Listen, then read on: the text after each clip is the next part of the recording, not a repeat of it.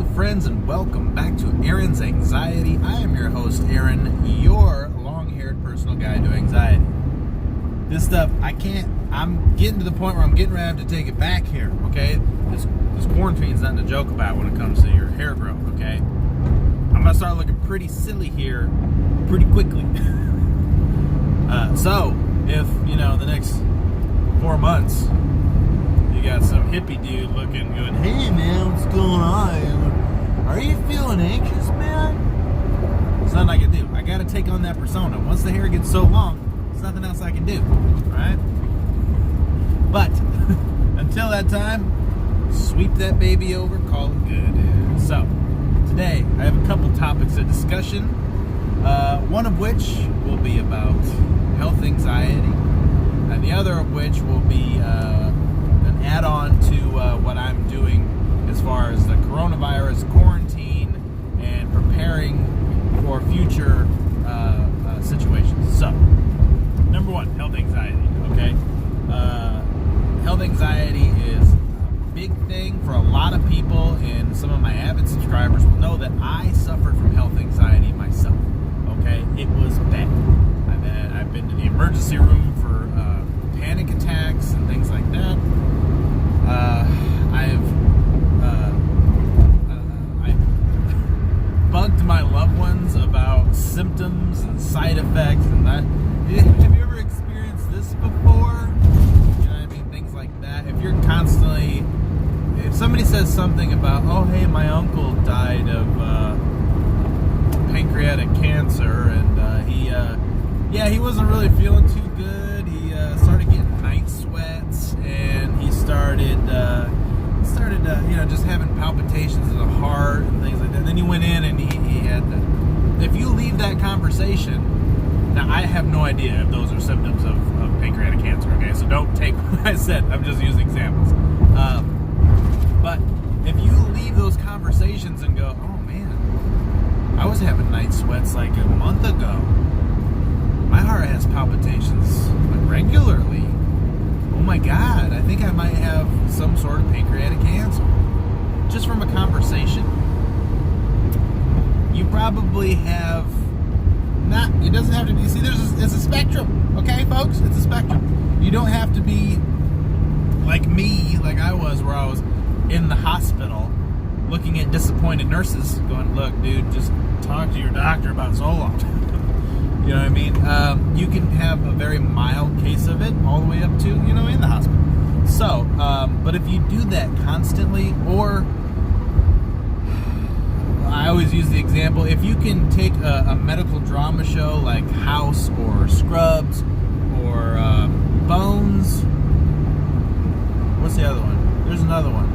There's a lot of them. Anyways, if you can watch those and not push all those things over onto yourself, you're probably fine. But if not, if you watch us and go, I got that too,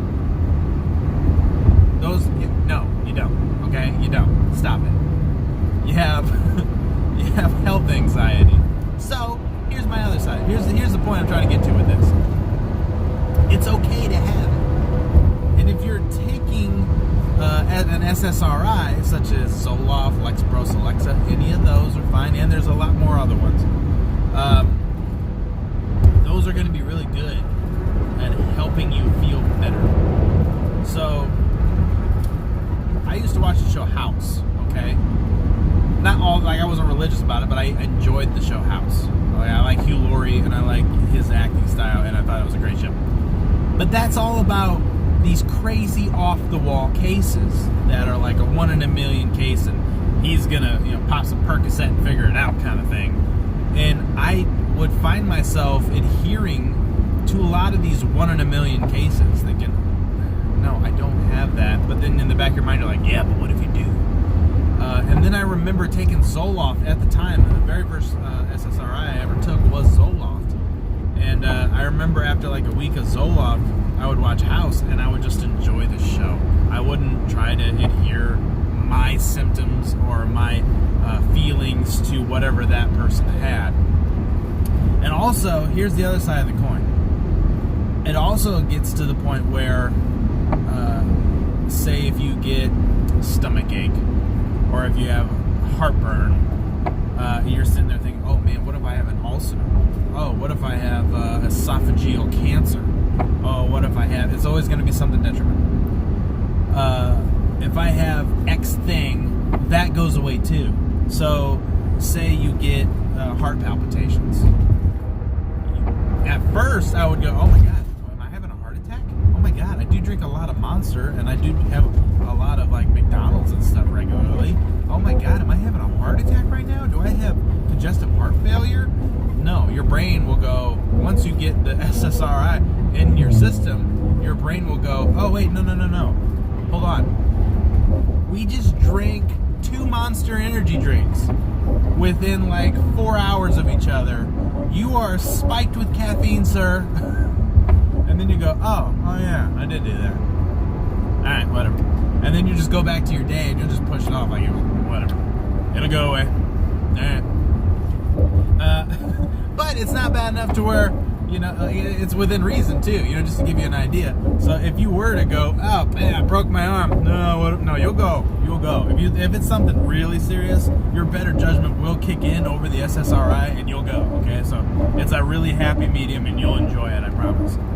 So if you have health anxiety and that sounds like you, if what I'm describing sounds like you need to do something.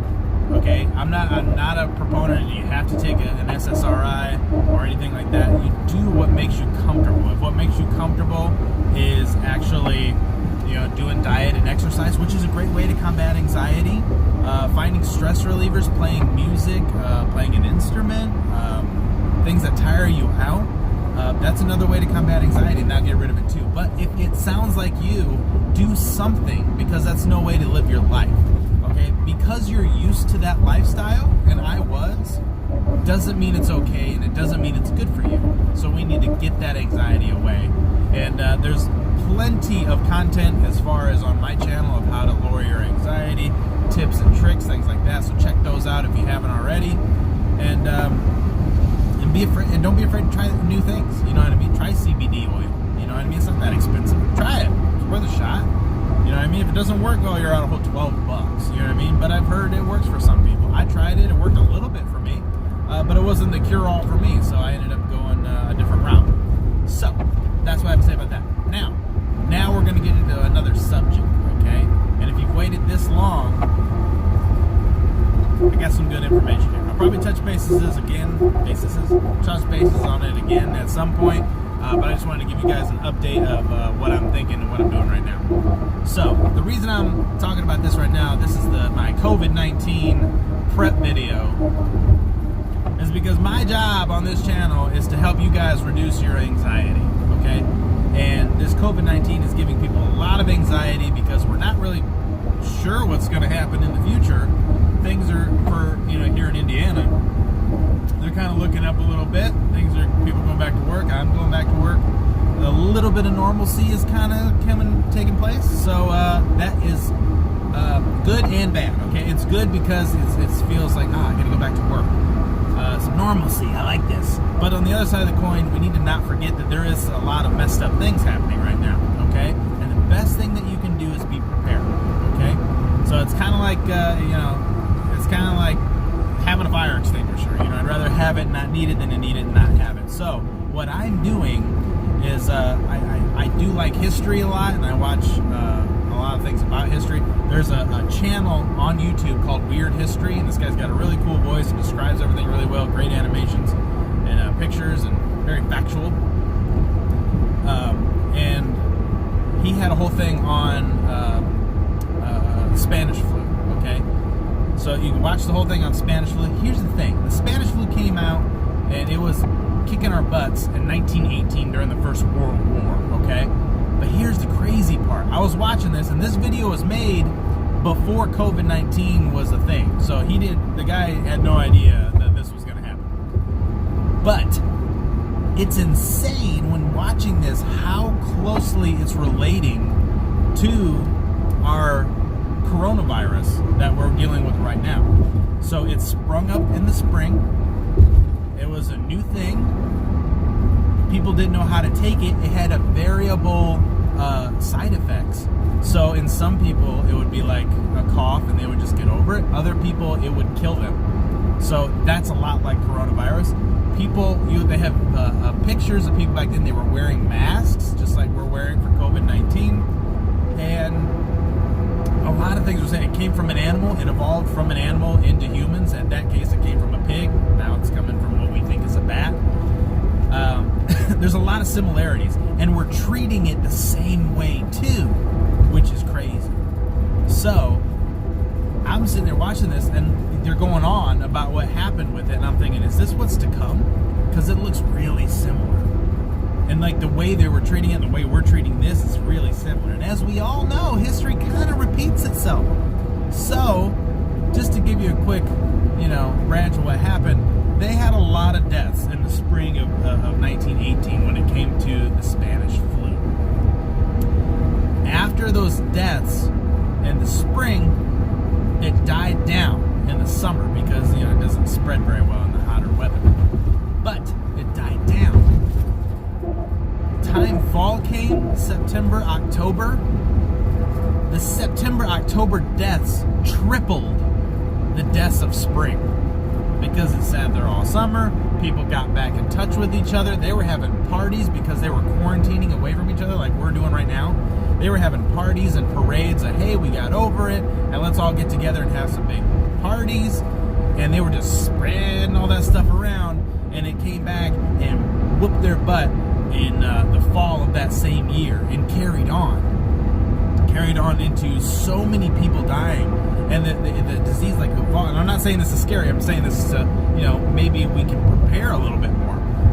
It killed it was killing, like they were saying, some people would get symptoms at 2 o'clock in the afternoon and be dead by 10. That's crazy because it was evolved. Now, we should kind of look at this like we already kind of have experiencing some pretty similar circumstances with how fast this is spreading, how it's spreading, and like the nature of it and how we're responding to it, because as human beings we're sheep, we do a lot of things that we don't realize, so this just goes with the territory. We're the same species, okay? We're the same species now as we were in 1918. Just because we have iPhones and stuff doesn't mean that we're gonna respond differently to things. At best we'll take the data and work with it, but as far as our core, we're responding. So here's my thought. I think, and I'm doing it now, okay? We're in the very last of April. We'll see how it goes, and I hope I'm wrong, but I think it's going to be a lot like that Spanish flu. And so I'm preparing for it as if it's going to be like the Spanish flu, and the way that I think it's going to come back, and they're already saying it's probably going to come back in the fall. They just don't know how hard. So here's how I'm preparing. And I'm doing this video now because a lot of people, you're getting a stimulus check. The Trump checks are out. Stimulus checks are coming out. And so the worst thing that you can do right now you do whatever you want. You're a grown-ass adult, all right? But the worst thing I feel like you could do is go out and do something really stupid with that money. Like go buy a TV or a PlayStation or a Cricket or something that, you really don't need and that's frivolous, okay? Now, you're buying these things in the idea that, it's going to be fine in 6 months from now. What happens if it's not fine? What happens if it does happen exactly like it's happened in 1918, as it's kind of showing that it's doing that?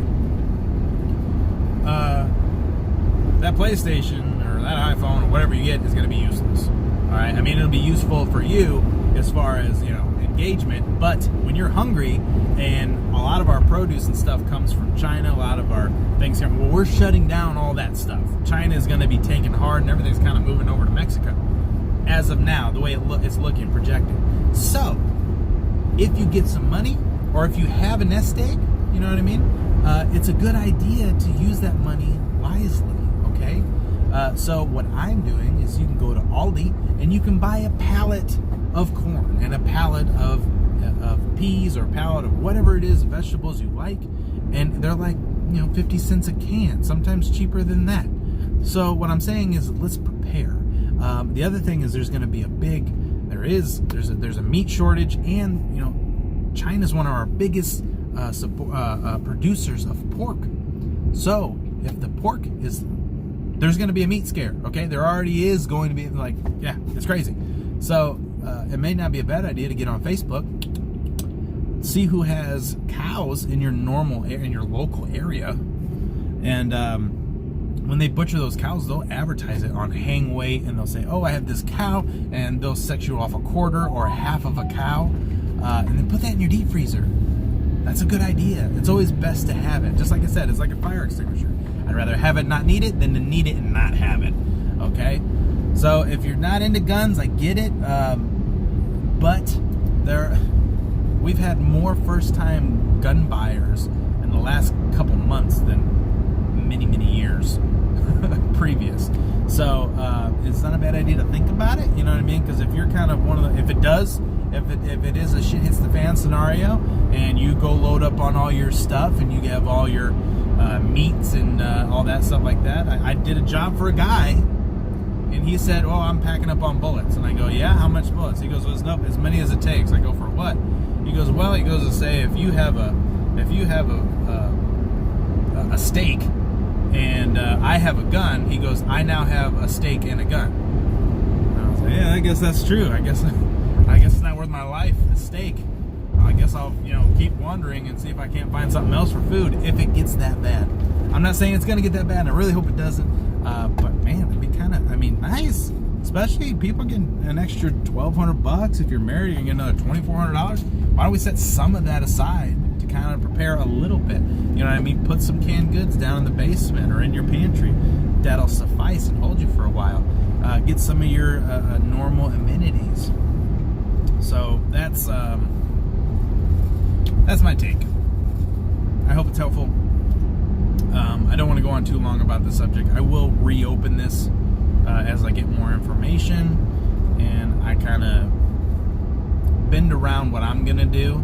And once I do that, I'll let you guys know what I'm doing. And the only reason I'm doing that is because I do think that if you have this stuff, it will reduce your anxiety for COVID. You know what I mean? COVID's bringing so much anxiety to people, and I think that this will reduce it considerably if you know that if something does happen, that you'll be fine. You know what I mean? You'll make it work. You'll be good.